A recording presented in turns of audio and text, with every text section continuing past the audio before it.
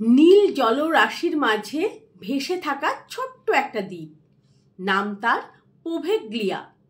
ইতালির ভেনিস আর লিরোর মাঝখানে অবস্থিত এই দ্বীপকে অনেকে বলে আইল্যান্ড অফ ডেথ।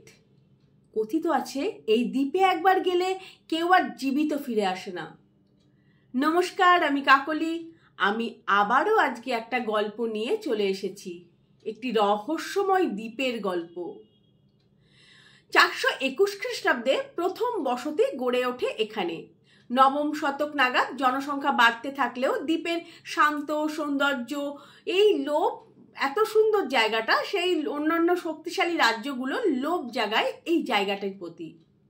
চতুর্দশ শতকে ভেনিস আর জেনোয়েজদের রক্তক্ষয়ী যুদ্ধ হয় এই দ্বীপের দখল নিয়ে।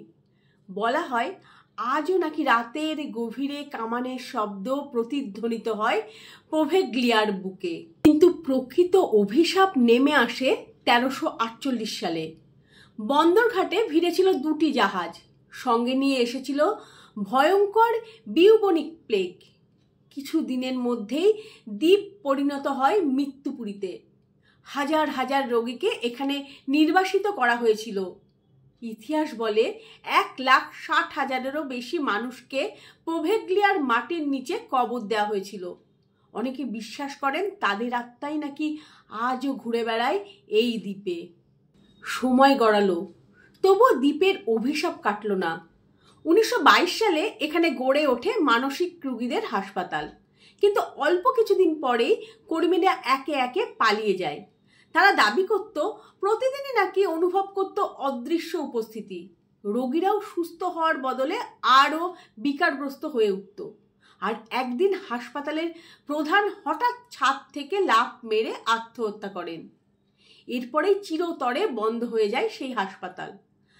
আজও পোভেগলিয়ার দাঁড়িয়ে আছে ভগ্নপ্রায় চার্চ, ঘণ্টা মিনার আর সেই হাসপাতালের ধ্বংসাবশেষ। অদ্ভুত ব্যাপার হলো এই ঘণ্টা মিনারটি নাকি গভীর রাতে নিজে থেকেই বাজতে শুরু করে। সরকার বহু বছর দ্বীপটিকে নিষিদ্ধ ঘোষণা করে রেখেছিলেন, তবুও সাহসী অভিযাত্রী আর টেলিভিশন টিমেরা ঢুকে পড়েছিল সেখানে। তাদের অভিজ্ঞতা, অবর্ণনীয় আতঙ্ক, অচেনা ছায়া, হঠাৎ দরজা বন্ধ হয়ে যাওয়া আর চারিদিক থেকে ভেসে আসা অজানা কণ্ঠস্বর। কিন্তু গল্প এখানেই শেষ নয়। বর্তমানে ইতালি সরকার চাইছেন এই দ্বীপের ভগ্ন হাসপাতালকে বিলাসবহুল হোটেলে রূপান্তরিত করতে। কিন্তু প্রশ্ন হলো, এতদিনের অভিশাপ, আতঙ্ক আর অশান্ত আত্মাদের উপেক্ষা করে কি সত্যিই আনন্দের দ্বীপে পরিণত করা যাবে পোভেগলিয়াকে? নাকি তার বুকের গভীরে চেপে রাখা ইতিহাস আবারও ফিরে আসবে? কেমন লাগলো এই রহস্যময় দ্বীপের গল্প? ভালো লাগলে লাইক, কমেন্ট আর শেয়ার করবে। ভালো থাকবে সবাই।